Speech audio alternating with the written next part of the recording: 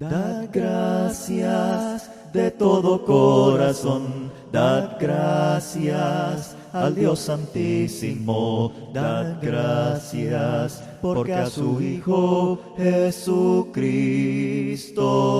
nos dio. Dad gracias de todo corazón, dad gracias al Dios Santísimo, dad gracias porque a su Hijo Jesucristo nos dio. Y ahora, muy bien, mis amados hermanos, bendiciones para todos esta mañana. Vamos a entrar en reflexión, vamos a entrar en meditación en la palabra del Señor. Espero que todos tengan su Biblia a mano, sea una Biblia física como la que la gran mayoría de nosotros utilizamos, o sea que tenga su Biblia en el celular.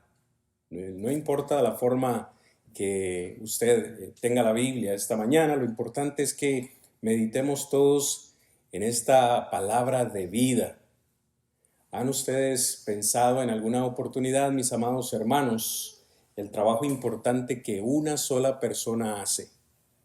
Hace muchos años, en mi amada Costa Rica, en la televisión, se ofrecía un anuncio televisivo donde se hacía una frase muy importante, y esa frase es la que quiero utilizar para el sermón de esta mañana, y esa frase es el poder de uno. El poder de uno.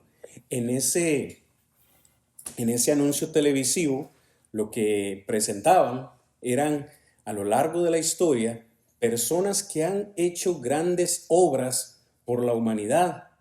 Dentro de ellas figuraba, por ejemplo, la Madre Teresa de Calcuta, que durante toda su vida, o gran parte de ella por lo menos, se dedicó a hacer grandes obras. Y yo podría pasar toda la mañana hablando y conversando con ustedes acerca de personas en el ámbito secular que han hecho grandes cosas por la humanidad, pero no estamos aquí el día de hoy para conversar acerca de las obras que las personas o seres humanos en el mundo secular han hecho. Lo utilizo únicamente como introducción, hermanos, para el tema que vamos a hablar hoy, bíblicamente hablando.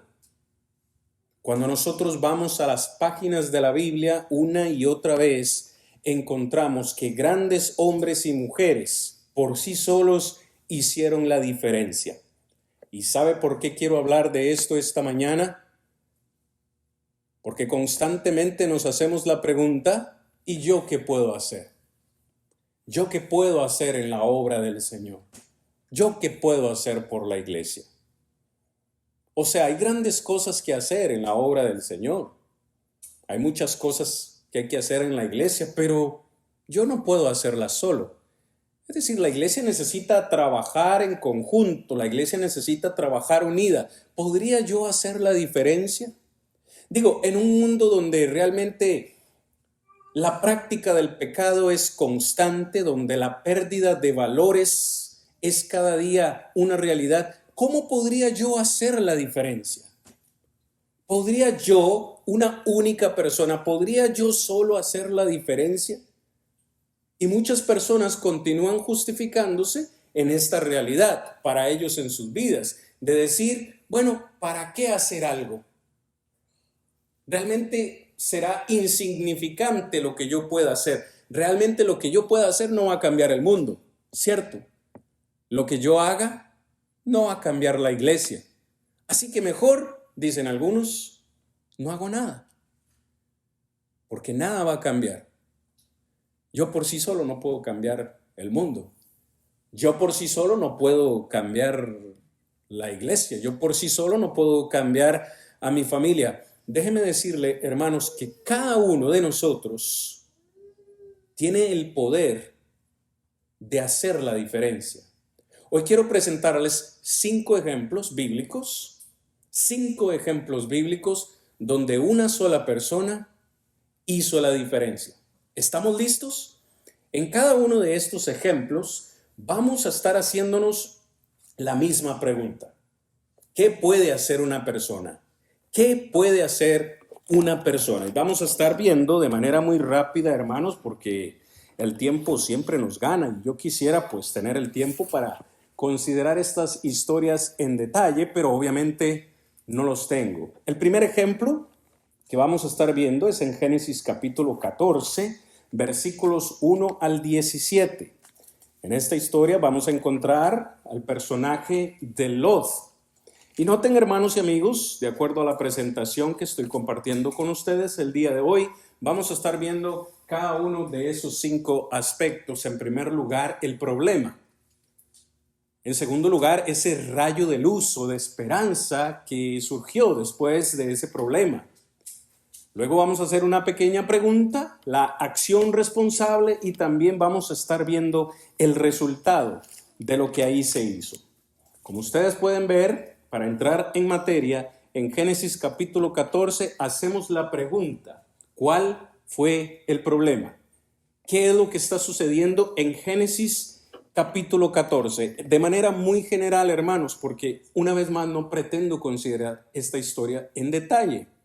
Encontramos que Lot ha sido apresado. Lot es familiar de Abraham y Lot ha sido apresado. Si usted ve el versículo 1 dice: aconteció en los días de Amrafel, rey de Sinar, Arioc, rey de Elazar, que Dolardomer, rey de Elam, y Tidal, rey de Goim, que estos hicieron guerra contra Bera, rey de Sodoma, contra Birsa, rey de Gomorra, contra Sineb, rey de Adma, contra Semeber, rey de Soboín, y contra el rey de Bela, el cual es Zoar.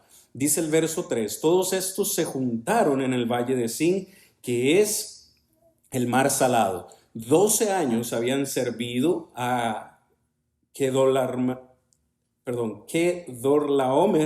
En el 13º se rebelaron. Por ahí, si gustan ponerle algún nombre en alguna ocasión a uno de sus hijos, ahí tienen uno muy interesante. Dice el verso 5, en el año 14 vino este rey, no lo vamos a intentar pronunciar más, vino este rey y los reyes que estaban de su parte y derrotaron a los demás reyes. Vamos a avanzar un poquito. Dice, verso 10, y el valle de Sin estaba lleno de pozos de asfalto, y cuando huyeron el rey de Sodoma y Gomorra, algunos cayeron ahí y los demás huyeron al monte. Verso 11. Y tomaron toda la riqueza de Sodoma y Gomorra, todas sus provisiones, y se fueron. He aquí lo importante para nosotros. Verso 12. Tomaron también a Lot, hijo del hermano de Abraham, es decir, su sobrino, que moraba en Sodoma, y sus bienes, y se fueron.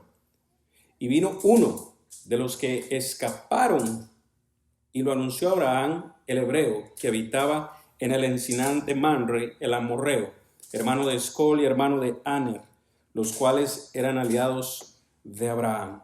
Verso 14, oyó Abraham que su pariente estaba prisionero y armó a sus criados, los nacidos en su casa, 318, y los siguió hasta Dan. Y cayó sobre ellos de noche, él y sus siervos, y les ató, y fue siguiendo hasta Oba, al norte de Damasco. Verso 16, y recobró todos los bienes, y también a Lot su pariente, y sus bienes, y a las mujeres y demás gente. ¿Cuál es el problema que se está dando acá? El problema es muy sencillo. Lot fue capturado después de esta guerra y fue capturado junto con todos sus bienes. Ese es el problema que está sucediendo acá. Sabe que hay personas en la vida que en lugar de ser parte de la solución se siguen considerando parte del problema. Y es aquí donde yo hago hincapié, hermanos, en que una persona puede hacer la diferencia. ¿Cuál fue el rayo de luz que surgió en medio de este gran problema? El versículo 13 dice, y vino uno de los que escaparon. Note cómo la providencia de Dios se hace manifiesta, y en medio de esa terrible situación hubo un rayo de esperanza, un rayo de luz, y es que uno de los que había sido llevado con Lot, no sabemos su nombre, no sabemos quién era, ¿verdad? No se nos dice, escapó. Pero aparte de eso, hacemos la pregunta, ¿quién en este problema, quién en medio de este problema fue responsable de hacer algo? Si ustedes notan en el versículo 13, dice que ese mismo que escapó, que se pudo haber escapado y se pudo haber ido a otro lugar, se pudo haber ido donde su familia, se pudo haber ido lejos y hacer cualquier otra cosa, ya él había escapado y se hubiera podido cruzar de brazos y decir, me voy. No, ese que escapó, dice, vino y lo anunció a Abraham el hebreo, que habitaba en el encinar de Mamre, el amorreo. ¿Cuál fue la acción de este hombre que escapó?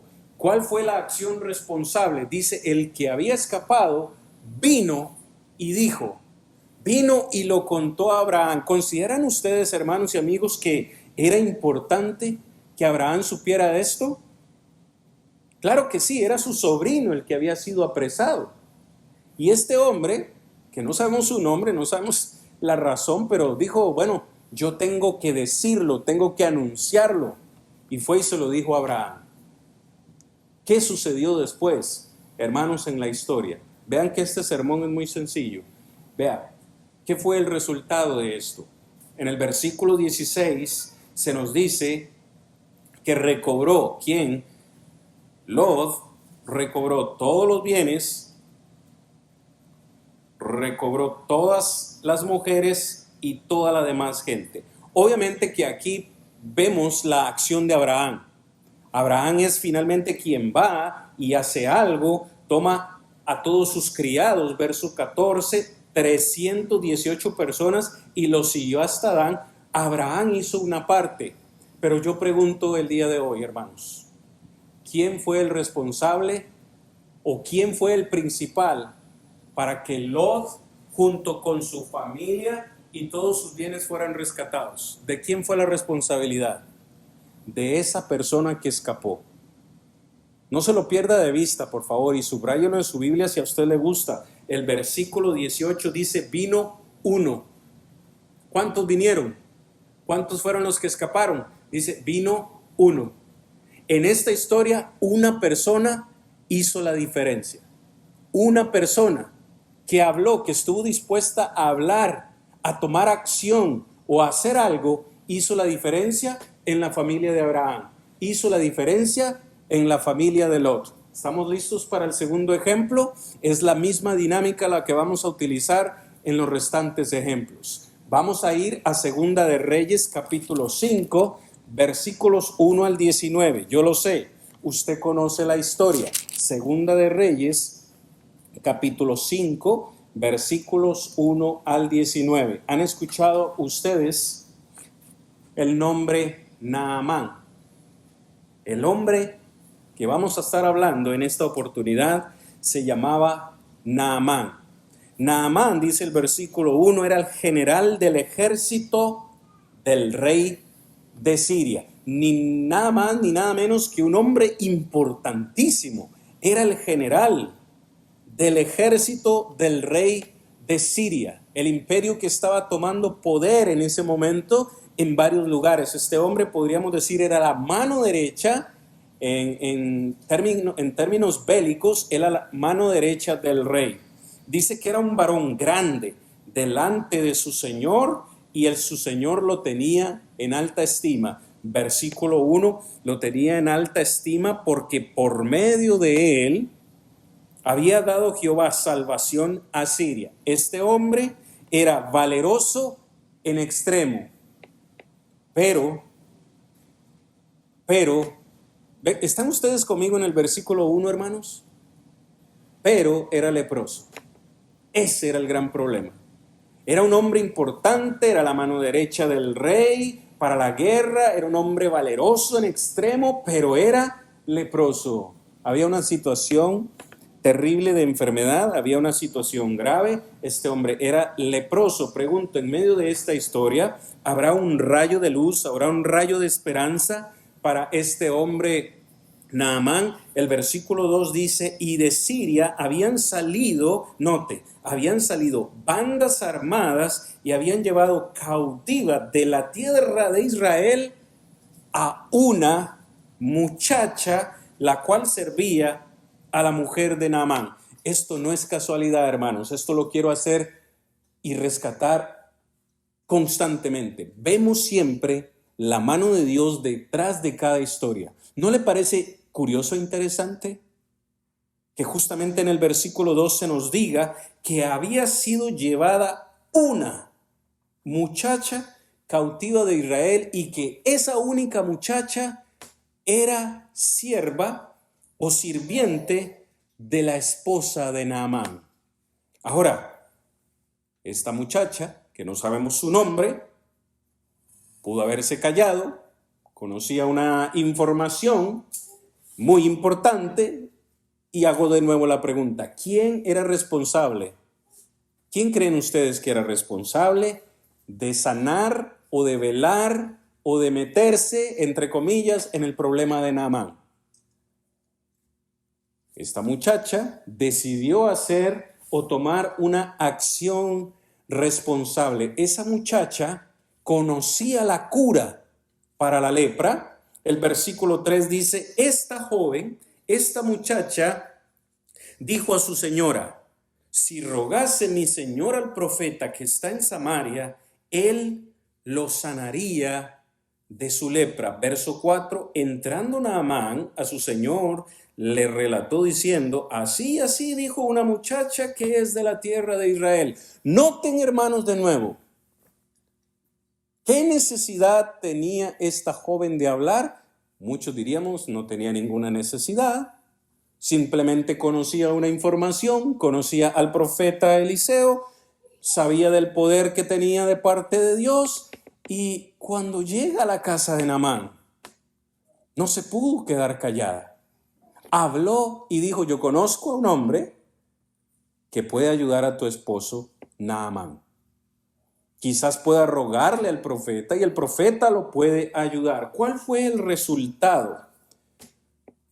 ¿Cuál fue el resultado del problema que aquí se está dando? Necesitamos avanzar hasta el versículo 10 al 14. Entonces Eliseo le envió un mensajero diciendo, ve y lávate 7 veces en el Jordán, y tú y tu carne se te restaurará y serás limpio. Naamán se fue enojado y dijo, he aquí yo decía para mí, saldrá luego él y estando de pie invocará el nombre de Jehová su Dios y alzará su mano y tocará el lugar y sanará la lepra. Hay ríos mejores que el Jordán. Y bueno, se le dice a Naamán de parte de sus criados, bueno, ¿y qué pierdes? Tal vez puedas ir, nadie sabe. El resto de la historia nosotros la conocemos. Naamán fue y se sumergió 7 veces en el río Jordán y su lepra fue curada. No estoy acá para analizar la historia de Naamán, simplemente pregunto, hermanos. Naamán fue limpio de su lepra, ese fue el resultado. ¿Por qué fue limpio de su lepra? Porque hubo una persona dispuesta a hablar lo que muchos dirían no tenía necesidad de hablar. ¿Sabe que en ocasiones hay personas que hacen un gran trabajo en la obra del Señor y ese trabajo es simplemente buscar personas? Ellos no son predicadores, ellos no son evangelistas, ellos ni siquiera saben dar el plan de salvación, ni siquiera saben dar estudios bíblicos, pero lo único que hacen es invitar a las personas a la iglesia. Yo conozco casos en que muchos hermanos de la iglesia simplemente traen visitas y del resto se encarga el predicador, del resto se encargan los varones, y alguien podría decir, bueno, ese trabajo es insignificante. No es insignificante. En este segundo ejemplo estamos viendo cómo una persona hizo la diferencia, pero esto no termina acá. Tercer ejemplo que quiero compartir con ustedes. Vamos a Jeremías capítulo 38 para considerar el siguiente ejemplo de una forma bastante rápida, hermanos.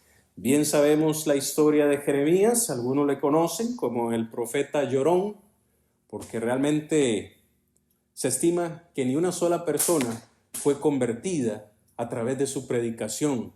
Contrario a eso, Jeremías se enfrentó de parte del pueblo de Israel una crueldad en extremo. Si usted va al capítulo 37, tan solo un capítulo antes, en el capítulo 37, note el versículo 15. Jeremías 37:15 dice: y los príncipes se airaron contra Jeremías y le azotaron y le pusieron en prisión en la casa del escriba Jonatán, porque le habían convertido en cárcel. Entró pues Jeremías en la casa de la cisterna y en las bóvedas, y habiendo estado allí Jeremías por muchos días, el rey Sedequías envió y le sacó. Y le preguntó el rey secretamente en su casa y dijo: ¿hay palabra de Jehová? Y Jeremías dijo: sí, hay. En la mano del rey de Babilonia serás entregado. Verso 18. Dijo también Jeremías al rey Sedequías: ¿en qué pequé contra ti y contra tus siervos y contra este pueblo para que me pusieses en la cárcel? ¿Y dónde están vuestros profetas que os profetizaban diciendo: no vendrá el rey de Babilonia contra vosotros ni contra esta tierra? Ahora pues, oye, dice el texto: te ruego, oh rey mi señor, caiga ahora mi súplica delante de ti, y no me hagas volver a la casa del escriba Jonatán para que no muera allí. Sin embargo, le llevaron. ¿Cuál es el problema entonces acá? Cuando nosotros vamos al capítulo 38 de Jeremías, esto a mí me hace sentir una gran cantidad de cosas, porque reconozco que como siervos de Dios nosotros no enfrentamos persecución hoy. Vea lo que le sucedió a Jeremías por predicar la palabra de Dios. En el capítulo 38, versículo 6 dice: entonces tomaron ellos a Jeremías y lo hicieron echar en la cisterna de Malquías, hijo de Amelec, que estaba en el patio de la cárcel, y metieron a Jeremías con sogas, y en la cisterna no había agua sino cieno, y se hundió Jeremías en el cieno. ¿Cuál es el problema acá? Estamos viendo a un siervo de Dios, a un profeta de Dios, siendo castigado, atribulado, perseguido simplemente por predicar la palabra de Dios. Lo echan en una cisterna, en un hueco, lo bajan con sogas, y se estima que Jeremías tenía el lodo, el barro, hasta el cuello. Literalmente, imagínense ustedes qué podía hacer este hombre con el barro hasta el cuello. Únicamente su cabeza quedó afuera. Encontramos un gran problema acá, pero pregunto, ¿habrá un rayo de luz, un rayo de esperanza para Jeremías en medio de esta historia? Note el versículo 7 conmigo, por favor. Y oyendo Ebed-Melech, hombre etíope, eunuco de la casa real, que habían puesto a Jeremías en el cisterna, y estando sentado el rey a la puerta de Benjamín, note verso 8, Ebed-Melech salió de la casa del rey y habló al rey diciendo. Note, yo no sé quién es este hombre, o sea, si se nos menciona el nombre, se nos dice de cierta forma qué es, pero otra vez yo pregunto, ¿qué necesidad tenía ese hombre de hacer algo? Era un etíope, era un eunuco, era un hombre que no estaba familiarizado tanto con el pueblo de Israel, y podríamos decir, no le importaba. ¿Qué le podía importar lo que le pasara a Jeremías? Bueno, está ahí, fue un edicto del rey. Si está ahí es por alguna razón y deberá pagar lo que tenga que pagar, etcétera, etcétera. ¿Por qué voy yo a decir algo? Hoy pregunto, ¿de quién era la responsabilidad? ¿Quién fue el responsable de hacer algo acá? Y la acción responsable la toma este hombre cuyo nombre es Ebed-Melech. ¿Qué fue lo que dijo? Verso 9. Mi señor, el rey, mal hicieron estos varones en todo lo que han hecho con el profeta Jeremías. al cual hicieron echar en la cisterna, porque allí morirá de hambre, pues no hay más pan en la ciudad. Simplemente lo que hace este hombre es pasar un poco de información y dar su opinión personal sobre lo que él está considerando está pasando en este momento. Él dice, creo que han hecho mal con este hombre Jeremías. Digo, si lo quieren poner en la cárcel, vaya, está bien, pero echarlo en una cisterna, dejar que se hunda hasta lo más profundo del lodo, creo que si le dejan allí, este hombre va a morir. Algunos podríamos decir hoy, bueno, lo que ha hecho este hombre es irrelevante. Simplemente ha hablado, ha dado su opinión y no va a hacer una gran diferencia. Era un eunuco, un hombre simple, no tenía ningún poder. Sin embargo, dijo, yo puedo hacer algo, puedo hablar. ¿Cuál fue el resultado? El resultado de que ese hombre hablara, el texto dice que Jeremías fue liberado, Note, verso 10 al 13. Entonces mandó el rey al mismo, etíope Ebed-Melech, diciendo, toma en tu poder 30 hombres de aquí, note, y haz sacar al profeta Jeremías de la cisterna antes que muera. Y tomó Ebed-Melech en su poder a los hombres y entró a la casa del rey, debajo de la tesorería, y tomó de allí trapos viejos y ropas raídas y andrajosas, y los echó a Jeremías con sogas en la cisterna. Y dijo el etíope Ebed-Melech a Jeremías, pon ahora esos trapos viejos y ropas raídas y andrajosas bajo los sobacos, debajo de las sogas. Y lo hizo así Jeremías. Verso 13. De este modo, sacaron a Jeremías con sogas y lo subieron de la cisterna, y quedó Jeremías en el patio de la cárcel.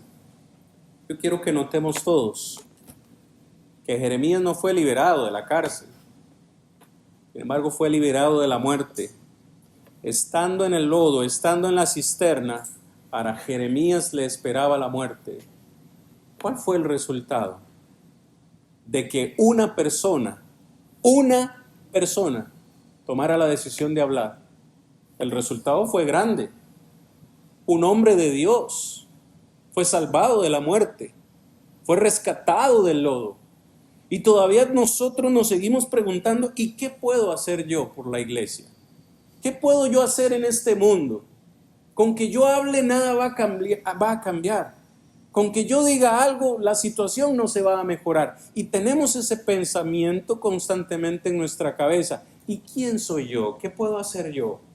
Cuarto ejemplo que quiero compartir esta mañana. Recuerde, son 5.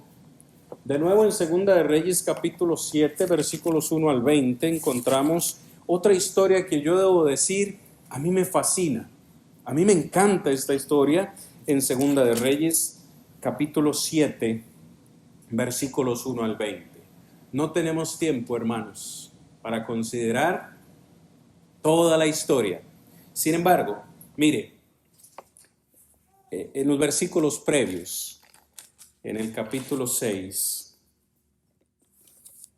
en los versículos previos, en el capítulo 6, encontramos algo muy importante, y es la descripción de la gran terrible situación que estaba sucediendo en esta oportunidad. En tiempos de guerra había hambruna.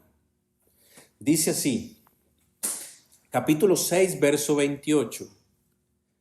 Y le dijo el rey, ¿qué tienes? Ella respondió, esta mujer dijo, da acá tu hijo, y comámoslo hoy, y mañana comeremos el mío. Vea el grado de hambruna que había en esta oportunidad, que 2 mujeres se ponen de acuerdo para comerse a su hijo. Y una dice, comámonos el suyo hoy primero. Verso 29, cocimos pues a mi hijo y lo comimos. Y el día siguiente yo le dije, ahora sí, es tiempo de comernos a tu hijo, comámoslo. Mas ella había escondido a su hijo. Cuando el rey oyó las palabras de aquella mujer, rasgó sus vestidos y pasó así por el muro, y el pueblo vio el cilicio que traía interiormente sobre su cuerpo. ¿Cuál es el punto que quiero rescatar aquí? Sencillamente, en esta oportunidad, usted lo puede leer en su casa luego con tiempo. El pueblo de Israel estaba sufriendo una terrible hambruna. Estaba sufriendo de hambre. Usted puede leer capítulo 6, versículos 24 y hasta el 30. Es más, el versículo 24 dice así: después de esto aconteció, verso 25, que hubo una gran hambre en Samaria a consecuencia de aquel sitio, tanto que la cabeza de un asno se vendía por 80 piezas de plata. Una cabeza de un burro valía 80 piezas de plata. Póngale $80. Ya para ponerlo en contexto nuestro. ¿Compraríamos nosotros una cabeza de un burro por $80? Así de cara estaba la situación en ese momento. Dice, y la cuarta parte de un cap de estiércol de palomas, no sé, pero en ese tiempo comían estiércol de palomas, por 5 piezas de plata. Otra vez, hermanos, amigos, el punto es que en medio de la hambruna todo estaba caro. Había escasez. Hay un gran problema acá. Yo pregunto, ¿habría un rayo de esperanza, un rayo de luz para el pueblo de Israel? Vemos de nuevo a Dios detrás de escenas. En el capítulo 7 de Segunda de Reyes vamos a encontrar a 4 leprosos que encontraron tesoros y encontraron comida. Imagínense, en medio de la hambruna y de la escasez, 4 hombres encontraron tesoros y encontraron comida. Vea lo que dice el texto, verso 3. Había a la entrada de la puerta 4 hombres leprosos, los cuales dijeron unos a otros: ¿para qué nos estamos aquí hasta que muramos? Si tratáramos de entrar en la ciudad, por el hambre que hay en la ciudad, moriremos en ella.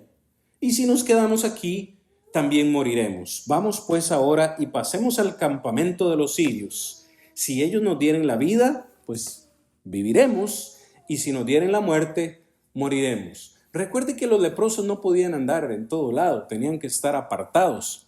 Están a la puerta de la ciudad con brazos cruzados y dicen: si nos quedamos aquí vamos a morir. Si entramos a la ciudad nos pueden matar. Entremos a la ciudad, de pronto nos perdonan la vida. Verso 5. Se levantaron pues al anochecer para ir al campamento de los sirios, y llegando a la entrada del campamento de los sirios, encontraron que no había allí nadie, porque Jehová, subraye en su Biblia, esto viene de Dios, porque Jehová había hecho que en el campamento de los sirios se oyese un estruendo de carros, ruido de caballos y estrépito de gran ejército, y se dijeron los unos a los otros: he aquí, el rey de Israel ha tomado a sueldo contra nosotros a los reyes de los heteos, a los reyes de los egipcios, para que vengan contra nosotros. Verso 7.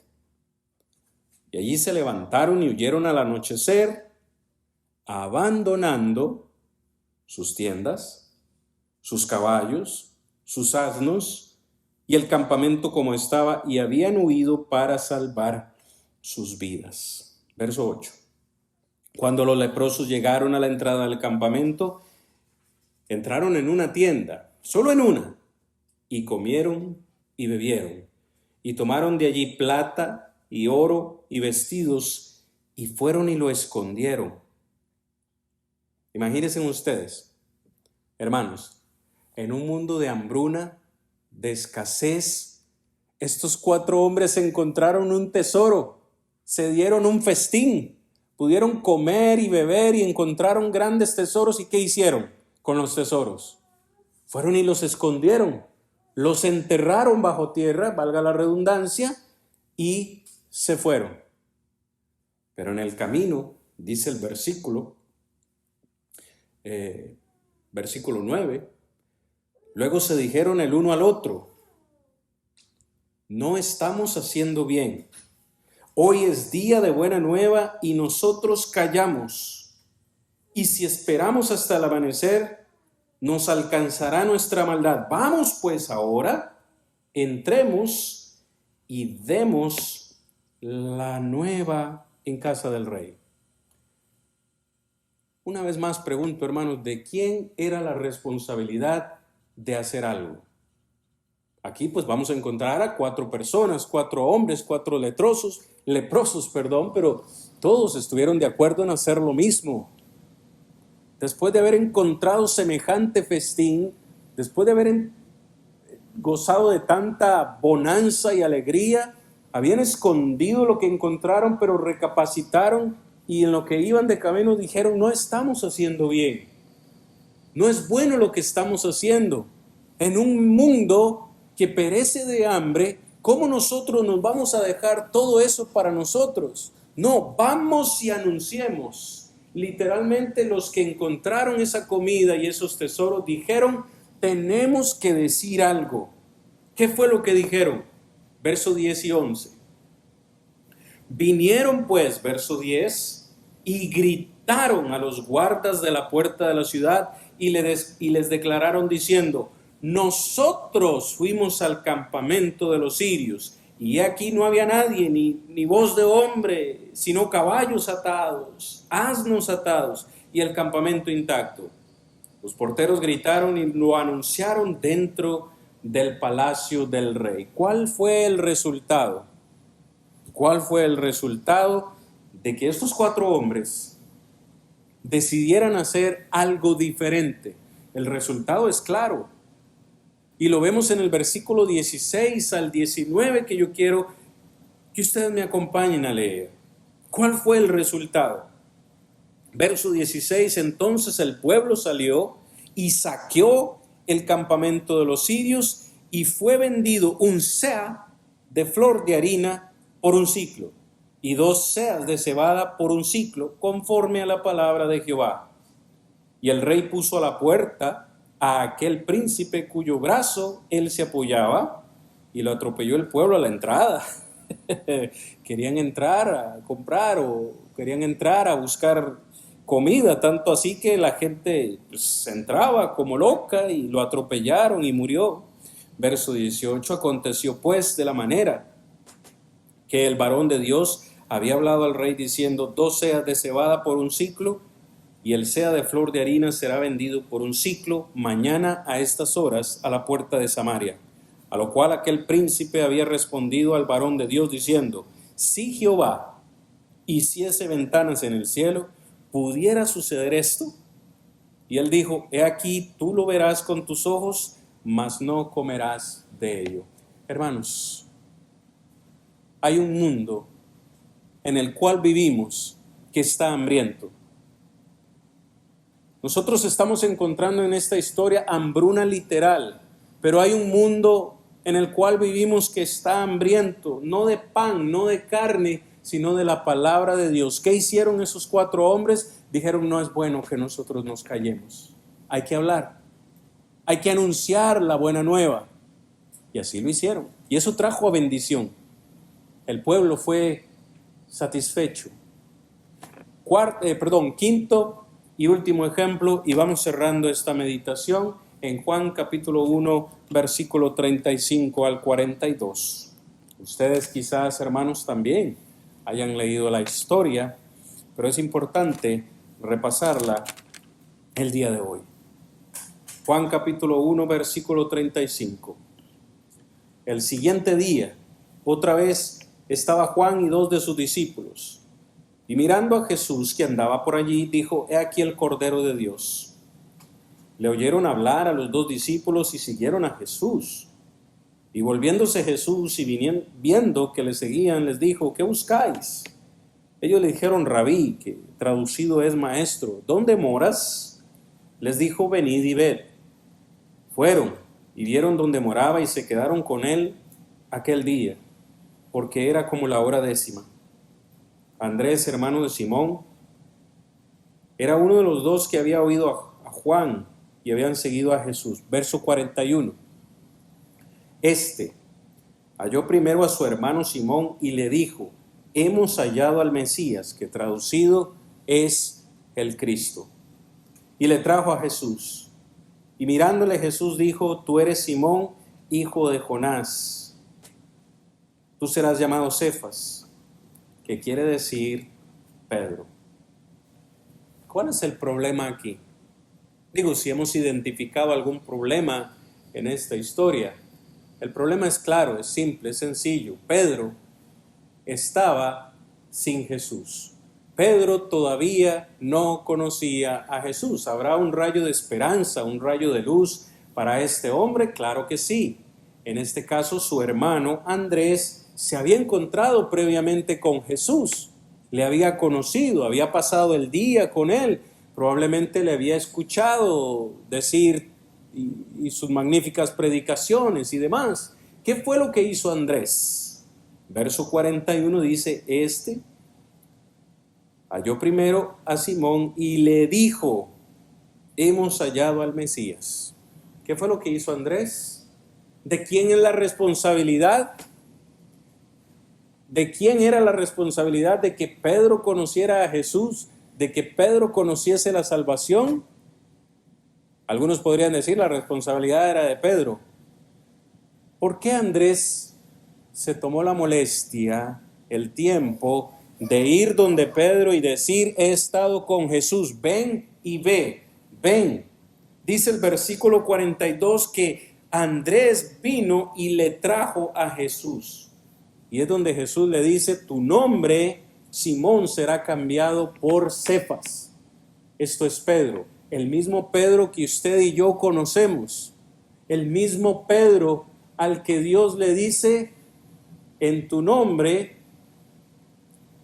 yo voy a establecer la iglesia. Es ese mismo Simón Pedro que el día de Pentecostés dio un gran sermón poderoso y 3,000 personas se bautizaron. Es ese mismo Pedro que escribió 2 cartas en el Nuevo Testamento para nosotros. Es el mismo Pedro que llegó a ser el apóstol que le predicó a Cornelio y a su familia. ¿Están conmigo? ¿Me siguen? Piense en todo lo que hizo Pedro. ¿Me sigue? Un hombre escogido por parte de Jesús, un hombre que por su predicación muchos llegaron a conocer el evangelio, tanto judíos como gentiles. Sí, Pedro fue un gran hombre, pero por años no hemos visto el trabajo que hizo su hermano.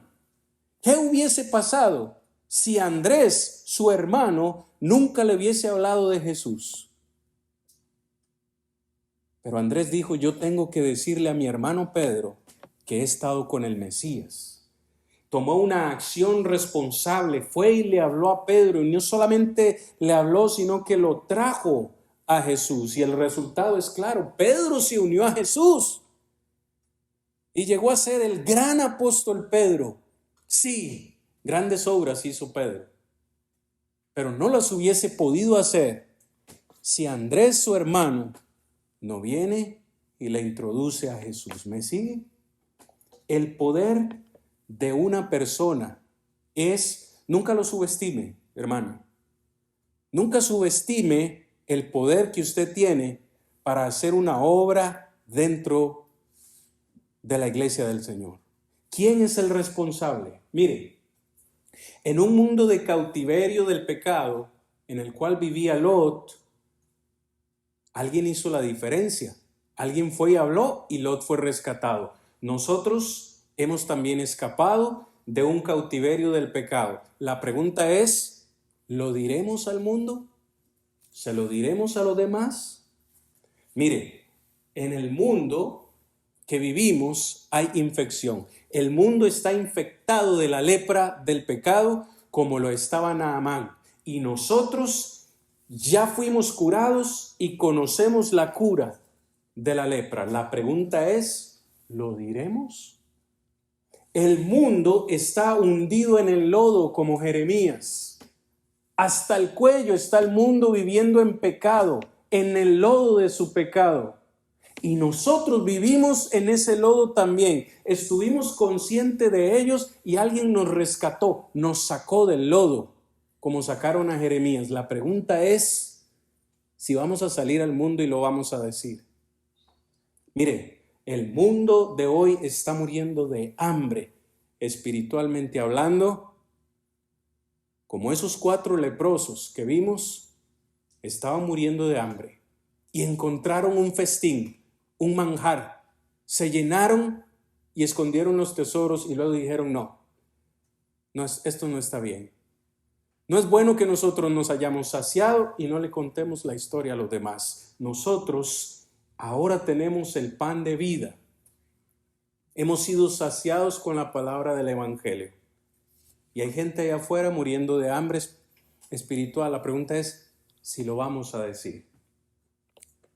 Finalmente, hermanos, el mundo de hoy está sin Jesús, como Pedro vivía sin Jesús. ¿Por qué Pedro conoció a Jesús? Porque su hermano estuvo dispuesto a hablarle, estuvo dispuesto a llevarlo a Jesús, y nosotros, alguien nos trajo a Jesús. Nosotros encontramos al Salvador porque alguien se tomó la molestia, una persona quiso hacer la diferencia y nos habló del Salvador, y hoy por eso estamos en la iglesia. Esa persona que me habló del evangelio ya no está entre nosotros. Pero hoy ustedes están escuchando este sermón porque esa persona que ya no está entre nosotros tomó el tiempo y el amor para hablarme de Jesús. Y hoy ustedes escuchan este sermón porque Él me predicó a mí. ¿Qué vamos a hacer nosotros, hermanos? ¿Vamos a salir al mundo y lo diremos o no? ¿Vamos a seguir calladitos? ¿Me sigue? No puedo evitar conmoverme por esto, porque seguimos pensando que ¿quién soy yo para hacer la diferencia? Lo que yo haga es irrelevante. La iglesia no va a cambiar, el mundo no va a cambiar solo porque yo diga a alguien, vamos a la iglesia. Ustedes no saben lo importante que es eso. Simplemente decirle a alguien, mira, ¿no quieres ir a la iglesia conmigo el domingo?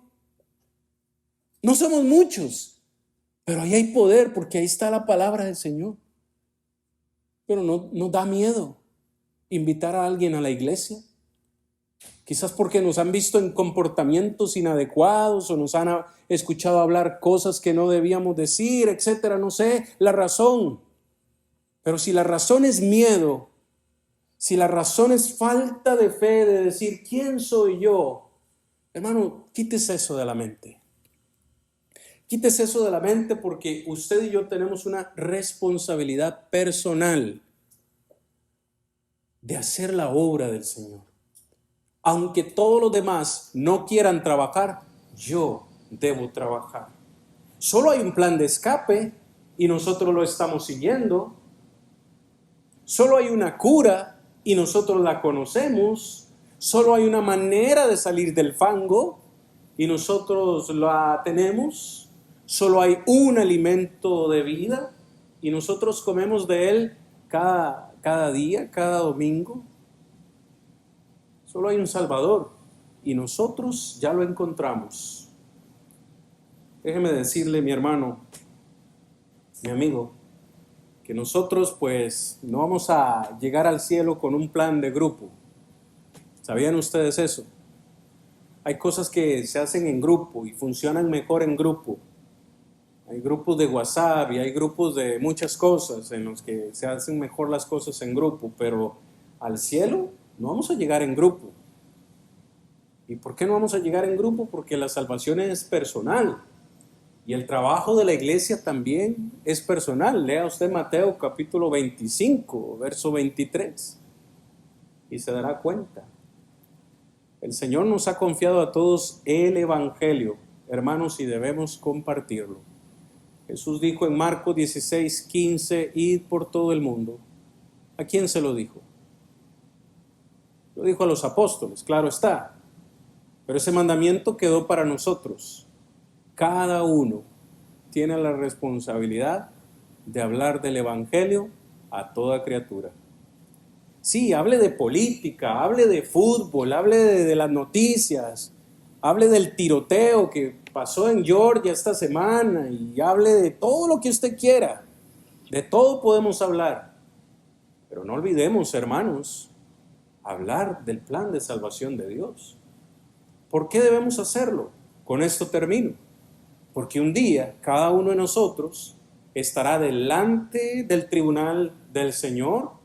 Es necesario, dice Pablo, que todos comparezcamos ante el tribunal de Cristo para que cada uno reciba según lo que haya hecho mientras estaba en el cuerpo. Haya sido bueno o haya sido malo. Algún día el Señor vendrá y nos preguntará a cada uno: ¿qué hiciste por mi causa? ¿A cuántos le hablaste? El Señor no nos va a decir: le habló a 100 personas. Muy bien, check, pase al cielo, por favor. Cumplió su cuota. El Señor no nos va a hablar de números, pero sí nos va a preguntar: ¿qué hicimos por causa de su nombre? Termino diciendo, hermanos, nunca subestime el poder que usted tiene para hacer la obra del Señor. El poder de uno puede hacer la diferencia, como lo hemos visto en estos 5 ejemplos. Que el Señor les bendiga grandemente a todos y les fortalezca, les anime para hacer la obra correspondiente en su vida. Con todo mi corazón te alabaré, Señor. Contaré todas tus maravillas, te alabaré, Señor. Me alegraré en ti y me regocijaré, te alabaré, Señor. Cantaré a tu nombre, oh Altísimo.